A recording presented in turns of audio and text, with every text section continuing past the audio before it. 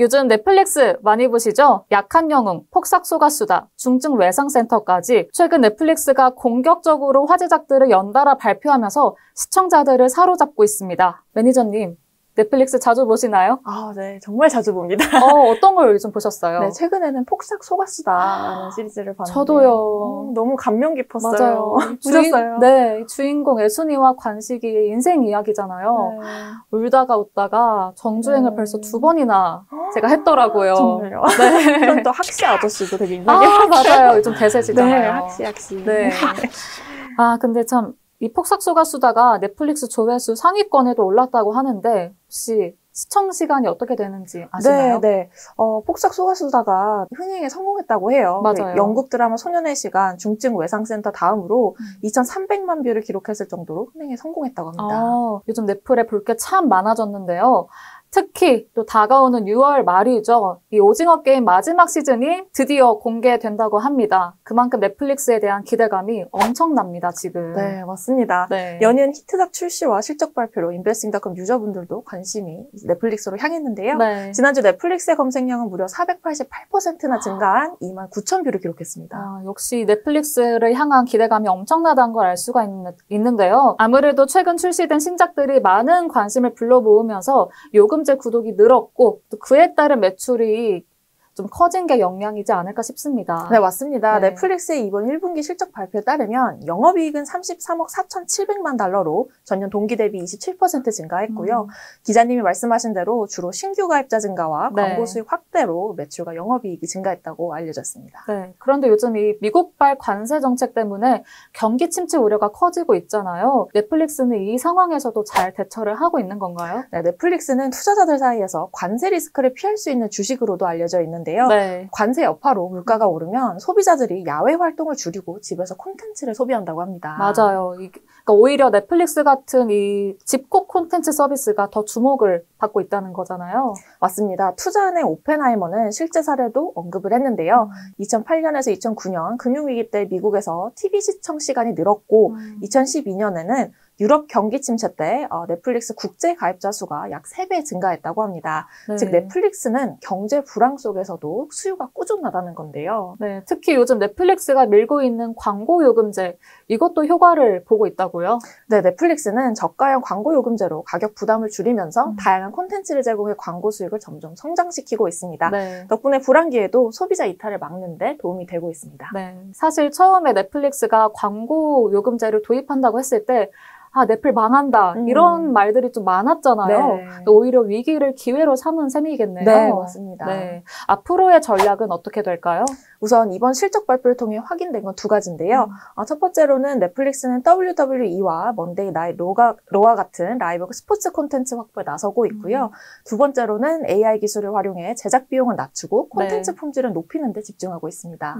네, 앞으로는 콘텐츠 수나 가입자 수가 아닌 수익성 지표, 예를 들면 매출이나 영업이익을 더 본다고 하더라고요. 네, 맞습니다. 넷플릭스는 이제 더 이상 가입자 수를 공개하지 않기로 했는데요. 그래서 투자자들도 이제는 실적 중심으로 회사를 바라보게 됩니다. 인베스팅닷컴의 프리미엄 주식 분석 도구인 인베스팅 프로는 이 넷플릭스를 어떻게 보고 있을까요? 네, 인베스팅 프로에 따르면 넷플릭스의 피오트로스키 점수는 9점으로 재무 건전성이 우수한 상태입니다. 또 13명의 애널리스트는 넷플릭스가 앞으로 더 높은 수익을 낼 것이라고 전망했습니다. 네. 그러나 여러 투자 모델과 애널리스트 목표치 등의 평균을 분석해보면 넷플릭스의 적정 주가는 846달러 선으로 앞으로 한 19% 정도 더 하락할 것으로 예상되고 있습니다. 네. 요즘 넷플릭스가 예능에서도 좀 실험적인 자체 제작물들을 많이 도전을 하고 있더라고요. 앞으로 나올 작품들도 기대가 됩니다. 이제 슬슬 여름이 다가오잖아요. 여름 하면 많은 분들이 이것부터 시작을 한다고 합니다. 혹시 뭔지 아시나요?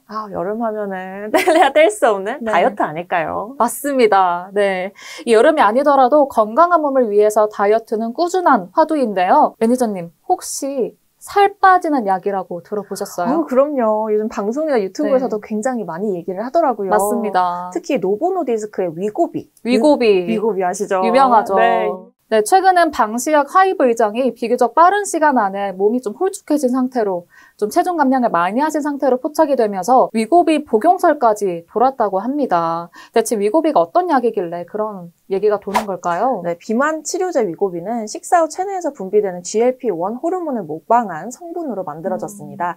GLP-1은 포만감을 유도하고 혈당을 낮추는 등의 작용으로 식사량을 줄여 체중을 감량하도록 돕는 작용을 하는데요. 네. 즉 식욕 억제를 통해 체중 감량을 유도하고 혈당 조절과 심혈관 질환 위험 감소에도 효과가 있는 것으로 알려졌습니다. 당초 시작은 오젬픽이라는 당뇨병 치료제로 개발이 되었는데요. 네. 그 성분이 체중 감량에 도움이 된다는 사실이 밝혀지면서 성분 용량만 다르게 출시한 게 위고비입니다. 아, 근데 진짜 효과가 있는 건지 1년 만에 14kg이나 감량을 한 사람이 있다고 하더라고요. 맞아요. 네. 바로 일론 머스크 테슬라 CEO죠. 머스크는 본인이 오젬픽을 사용했다고 직접 언급하면서 본격적인 열풍을 일으켰습니다. 지금은 위고비와 오젬픽 열풍에 글로벌 제약사들이 경쟁적으로 비만 치료제 개발에 뛰어든 상황입니다. 시장에는 없어서 못 판다 이런 얘기가 돌고 있는데 이 노보 노디스크의 위고비를 따라잡을 경쟁사는 없는 건가요? 있습니다. 바로 미국 제약사 일라이 릴리인데요. 네. 최근 먹는 비만 치료제의 임상 시험에 성공했다는 소식이 전해지면서 인베스팅닷컴에서도 검색량이 지난주 대비 220%나 증가해 2만 4천 뷰를 기록했습니다. 근데 먹는 약이면 훨씬 간편할 것 같은데 어떤 약인가요? 네, 경구용 당뇨 비만 치료제 후보 물질인 오포글리프론인데요. GLP-1 계열 약물로 하루 한 번 먹는 알약 형태입니다. 임상 3상 시험 결과 36mg 용량으로 하루 한 번 9개월간 복용한 결과 평균 7.3kg 감량 효과를 확인했습니다. 이 주사가 부담스러운 분들한테는 꽤 반가운 소식일 것 같은데요. 네. 시장에는 어떻게 보고 있을까요? 위고비는 주 1회 주사지만 일라이 릴리의 먹는 비만약은 하루 한 번 복용하는 알약이라 투약 비용도 낮고 복용 편의성도 훨씬 유리합니다. 네. 업계에서는 조만간 시장 1, 2위가 뒤집힐 수 있다는 전망도 있습니다. 네, 일라이 릴리 주식에 대한 평가는 어떤가요? JP모건은 일라이 릴리 주식에 대한 비중 확대로 투자 의견을 제시했고 매우 경쟁력 있는 프로필을 시사한다고 밝혔습니다. 네, 인베스팅 프로는 어떻게 진단했을까요? 네, 인베스팅 프로는 일라이 릴리가 지난 10년 연속 배당금을 인상해왔고 재무 건전성도 우수하다고 평가하고 있는데요. 네. 그러나 애널리스트 목표치, 여러 투자 모델을 분석한 결과 일라이 릴리의 현재 주가는 고평가되어 있어 적정 주가로는 734달러 선으로 분석을 했습니다. 네, 헬스케어 업종이 이렇게 많은 관심을 받고 있는데 반대로 주가가 떨어진 기업도 있다고 하더라고요. 네, 미국 최대 의료보험사 유나이티드 헬스인데요. 지난주 검색량이 668% 증가한 37,000뷰를 기록했습니다. 네, 주가가 얼마나 하락을 했을까요? 네, 아마 많은 분들이 유나이티드 헬스라고 하면 자회사 유나이티드 헬스케어 CEO의 피격 사건을 기억하실 텐데요. 자회사인 유나이티드 헬스케어는 보험금 지급 거부 논란으로 한때 몸살 앓은 바 있습니다. 현지 시간 17일 유나이티드 헬스의 1분기 실적은 시장 예상치에 못 미치면서 이날 주가가 22% 넘게 폭락했습니다. 이유가 뭘까요? 네, 이번 주가 급락은 헬스케어 산업 구조 자체에 대한 우려가 얽힌 복잡한 이슈인데요. 먼저 첫 번째 이유는 의료비 급등입니다. 네. 유나이티드 헬스는 미국 고령자 대상 민간 건강보험인 메디케어 어드밴티지 프로그램에서 의료 서비스 이용량이 예상보다 급증했다고 밝혔습니다. 이 말은 보험사 입장에서 예상보다 지출이 크게 늘어난 상황을 얘기하는 건데요. 팬데믹 이후 의료 수요가 어느 정도 안정될 것이라는 기존의 전망과는 달리 실질적으로는 의료비 지출이 계속 증가하고 있는 것으로 나타났습니다. 두 번째 요인은 자회사 옵텀의 메디케어 신규 가입자 특성인데요. 네. 옵텀이 최근 메디케어 가입자를 대거 유치했는데 이들 가입자 대부분이 예상보다 건강 상태가 좋지 않아 더 많은 의료 서비스를 이용하고 있는 것으로 파악됐습니다.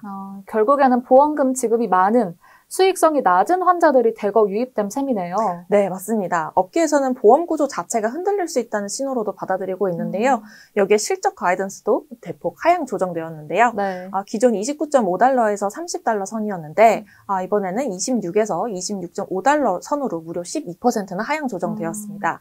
업계에서는 의료 서비스 이용 증가세가 지속되면 추가적인 가이던스 하향 가능성도 있다고 보고 있습니다. 이런 우려가 패닉성 매도세로 번질 수도 있다고 전망이 되고 있습니다. 네. 이번 주가 급락 여파가 보험업계 전반에도 퍼졌겠는데요. 네, 맞습니다. 유나이티드 헬스는 산업 전반을 대표하는 벨웨더 종목이기도 한데요. 그 여파는 보험업계 전반에 확산됐습니다. 네. 휴메나, CBS 헬스, 일러번스 헬스 등 다른 보험주들도 동반 급락을 피하진 못했습니다.